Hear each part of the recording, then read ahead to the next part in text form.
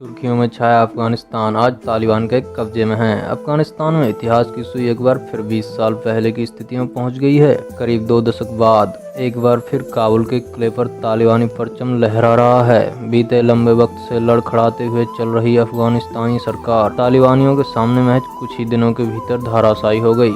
Islamic अमीरात बनाने का नारा लेकर चले तालिबानी लड़ाकों ने देश के लगभग हर महत्वपूर्ण इलाकों पर कब्जा जमा लिया है। मौजूदा हालात देखकर लगभग साफ हो गया है कि अफगानिस्तान में अब एक बार फिर तालिबान का राज होने जा रहा है। ऐसे में हमारे लिए यह जानना बहुत जरूरी है कि आखिर कौन है तालिबानी और कैसे इसकी शुरुआत हुई। तो दोस्तों, 1980 के शुरू में सोवियत सेना के संरक्षण में अफगानिस्तान की सरकार चल रही थी। तब कई मुजाहिदीन समूह सेना और सरकार के खिलाफ लड़ रहे थे। समूह को अमेरिका व पाकिस्तान से मदद मिलती थी। इन्हीं मुजाहिदीन के एक गुट का कमांडर बना पश्तून आदिवासी समुदाय का सदस्य मुल्ला मोहम्मद उमर, और इसके चलते 1989 में सोवियत सेना को वापस लौटना पड़ा। और फिर उमर ने आगे चलकर 1994 में तालिबान नाम के एक संगठन की स्थापना की। यह संगठन एक कट्टर धार्मिक संगठन है। 90 के दशक की शुरुआत में तालिबान का उभार हुआ और लड़ना उनकी फितरत थी, और फिर 1996 में अफगानिस्तान पर कब्जा जमा लिया।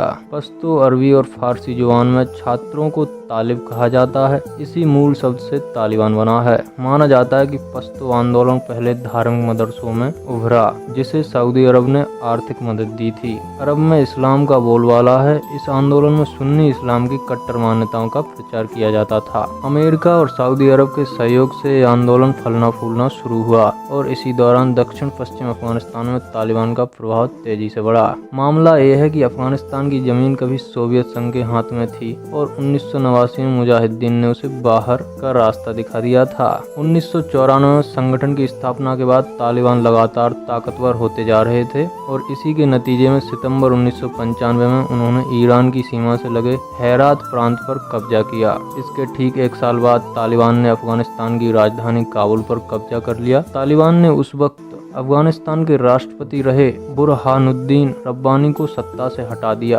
रब्बानी सोवियत सैनिकों के अतिक्रमण का विरोध करने वाले अफगान मुजाहिदीन के संस्थापक सदस्यों में से थे। 1998 तक करीब 90% अफगानिस्तान पर तालिबान का नियंत्रण हो गया। इसी दौरान तालिबान ने सजा देने के इस्लामिक तौर तरीकों को लागू किया, जिसमें हत्या और व्यभिचार के दोषियों को सार्वजनिक तौर पर फांसी देना और चोरी के मामले में दोषियों के अंग भंग करने जैसी सजाएं शामिल थीं। पुरुषों के लिए दाढ़ी और महिलाओं के लिए पूरे शरीर को ढकने वाले बुर्के का इस्तेमाल जरूरी कर दिया।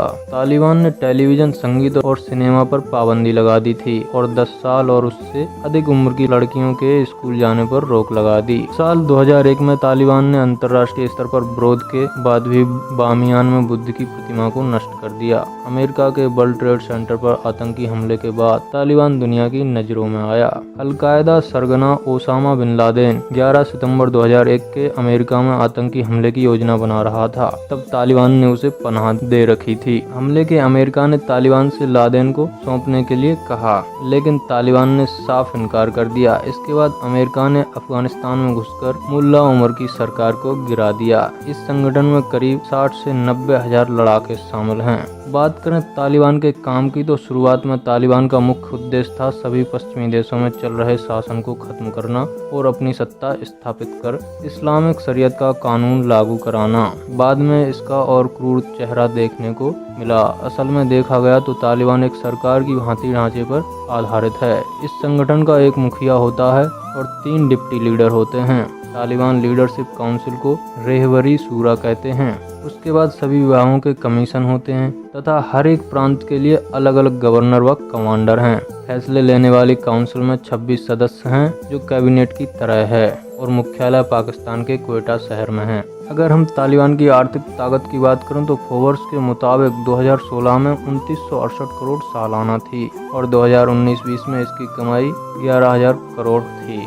तालिबान की कमाई का जरिया अफीम तस्करी, बॉर्डर पोस्ट तथा खनन कंपनियों से अवैध वसूली है। शुरुआत में मुल्ला उमर और 2016 में अमेरिकी ड्रोन हमले में मुल्ला मुख्तार मंसूरी की मौत के बाद से अब तालिबान का मुखिया मौलवी हिब्बतुल्लाह अखुंजादा है। वर्तमान स्थिति देखें तो तालिबान ने अफगानिस्तान के 75% हिस्से पर कब्जा कर लिया है, जिसमें राजधानी काबुल तथा अन्य सरकारी दफ्तरों इमारतों पर तालिबान का कब्जा हो गया है। अफगानिस्तान में आलम यह है कि पुलिस और सेना के जवान वर्दी उतारकर सामान्य लोगों के साथ देश छोड़ने को तैयार हैं। तकरीबन 90,000 तालिबान लड़ाकों के भय से अफगानिस्तान की 3 लाख की सेना, जो अमेरिका द्वारा ट्रेंड की गई है, को पीछे हटना पड़ा और आज पूरे अफगानिस्तान में तालिबान का कहर छाया हुआ है। तालिबान ने महिलाओं के लिए फिर वही कानून और वही दिक्कतें खड़ी कर दी हैं। बताया जा रहा है कि तालिबान में महिलाओं के लिए ऊपर से नीचे तक कपड़ों से ढका होना चाहिए। सरल भाषा में कहा जाए तो बुर्का पहनना अनिवार्य कर दिया। महिलाओं का अकेला निकलना वर्जित कर दिया,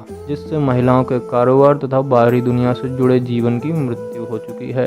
और यदि महिलाएं घर से बाहर निकलना चाहती हैं तो घर से किसी पुरुष को साथ ले जाना पड़ेगा, अन्यथा की स्थिति में तालिबान उन पर कड़ी कार्रवाई करेगा। साथ ही महिलाओं के सामान की दुकानों पर भी पाबंदी लगा दी गई है और महिलाओं के कारोबार बंद हो जाने से महिलाएं काफी आहत हुई हैं और पुरुषों का दाढ़ी रखना अनिवार्य कर दिया।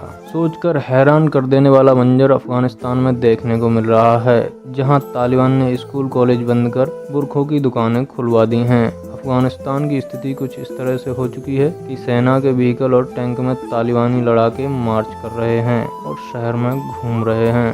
दोस्तों, वीडियो अगर अच्छा लगा हो तो लाइक शेयर कीजिए और हमारे चैनल को अगर आपने अभी तक सब्सक्राइब नहीं किया है तो सब्सक्राइब कर लीजिए।